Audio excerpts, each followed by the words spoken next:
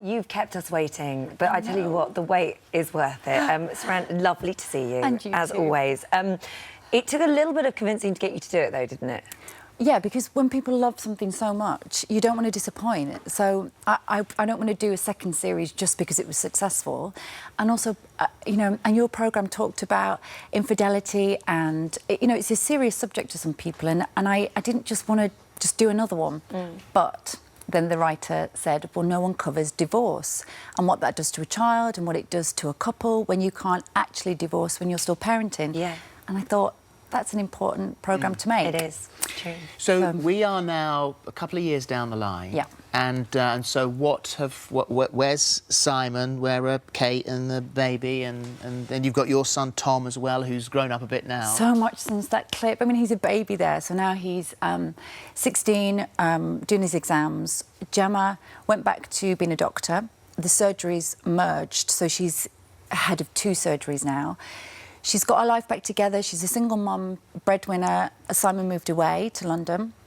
And so the pressure, all the pressures that she had in series 1 are kind of more so because now she's doing everything on her own. She didn't have therapy, which if she had, we wouldn't have had a second series, so that's kind of good. Right.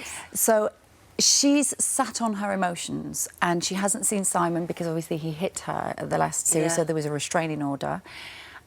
So we meet them tonight at 9 on BBC One, and we're there at the moment that they meet each other again. He's annoyingly smug with himself, isn't he? He seems very kind of almost more of a baddie now, actually, when you see that. He's very together, so I think their lives have really, because, well, he's got a new family, he's got a new wife, they've got a child, and he's built himself together, put himself together very well.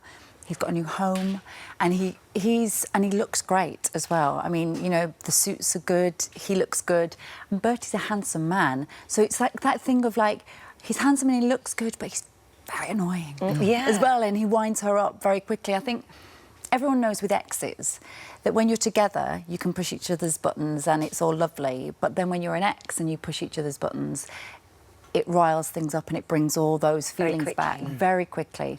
So within the first episode tonight, we see what being with your ex does to you. Yeah. You're the associate producer on. Yes, this time I was. And am I right in saying that you have got to the point where you are enjoying being behind the camera more than the acting? A little bit. Well, stop maybe. that. Yes, stop that right now, please. I love the development, and I love working with. I'm so lucky to work with writers like Mike Bartlett and Sally Wainwright next year, and I've produced stuff. I produced The Last Scott and Bailey. Under Nicola Schindler at Red, who's brilliant, and I'm kind of learning. Yeah. I wasn't very good at school, so I feel like I'm kind of like at school now and doing all the academic stuff behind the camera, then I really like it. I can't, just one question about her again. What's going to happen? I know you can't tell me too much, but I imagine I mean, obviously romance is probably something too early, especially she's got all these issues to deal with. But is she going to rebound slightly? Is she going to... I think the brilliant thing is... You're asking a sexual question. Well, I am. Yeah. I was thinking the breakout haircut's probably not enough for her. Is sex on the cards? Yes. Yes, Holly, yes, it's on the cards. With who I can't tell you. Of course. But you know what, they were in a brilliant marriage and they were having sex, and whilst he was sleeping with the 23-year-old, who's the brilliant Jodie, but obviously Kate in the programme, she's 23, she's much younger, and he was having the relationship for 2 years. So what do you do with all the sexual energy when your relationship goes, but you still think that you were having a nice time? Well, she was having a nice time as far as she was concerned. So it's quite dark. This series is quite dark, and I think, I mean, I'm 40 next, so I think someone who writes that for women, as Mike does, and explores all those feelings and, you know, and what you're left with a breakup and a divorce, I think it's brilliant, and I've never read a script quite like it. You, because you had to... at what point did your little boy arrive? I mean, were you working on this?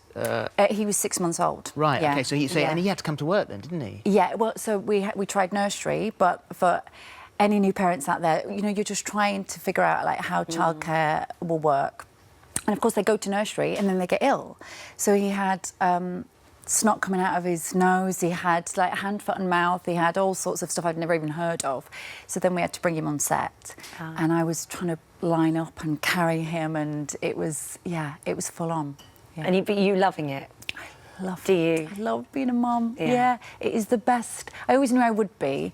And then met Lawrence at Sally Lindsay's wedding, and he was friends with her husband. And oh, there he is. There you are. And we met, and then a year later we got married, and then a year later we had a baby, and it's just like been the best thing. And you have something in your home that a lot of families will recognise, which is plastic corner. A plastic corner. Look at that.